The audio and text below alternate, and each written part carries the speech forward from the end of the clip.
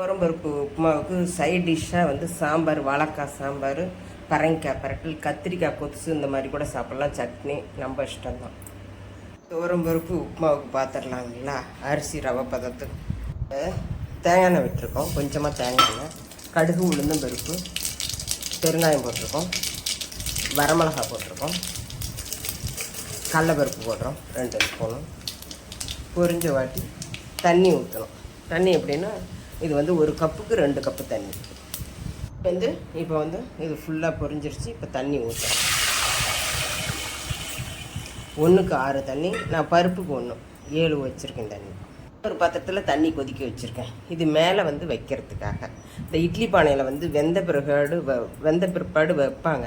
அது வைக்காமல் இப்படி வச்சிட்டோம்னா நம்ம வந்து தண்ணியை கொதிய தம் மாதிரி போட்டு வச்சிட்டோம்னா இட்லி பானையில் திரும்ப உப்புமா வெந்த பிறகு வைக்க தேவையில்லை. கொஞ்சம் பூக்க வேகணுங்கிறதுக்காக இந்த மாதிரி இப்போ ஸ்டார்டிங்லேயே வந்து கொதிக்க வச்சுருக்கேன். ஸ்டார்ட் பண்ணியிருக்கேன். கொதிக்க ஆரம்பிச்சிருச்சு. இப்போ நம்ம வந்து எடுத்து கொட்ட ஆரம்பிச்சிடலாம். எடுத்து கொஞ்சம் நேரம் கிண்டிக்கிட்டே இருக்கணும். இப்போ கிண்ட ஆரம்பிச்சிருக்கோம். இப்போ தான் ஸ்டார்டிங்கு. இது இன்னும் 10 நிமிஷம் ஆகும் வேக.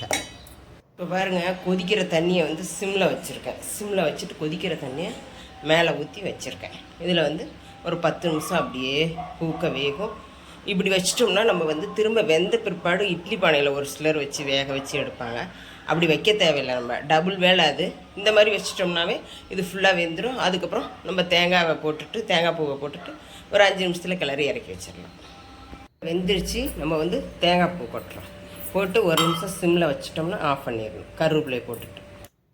ஓகே, பாய். இன்னொரு வீடியோவில் பார்க்கலாம்.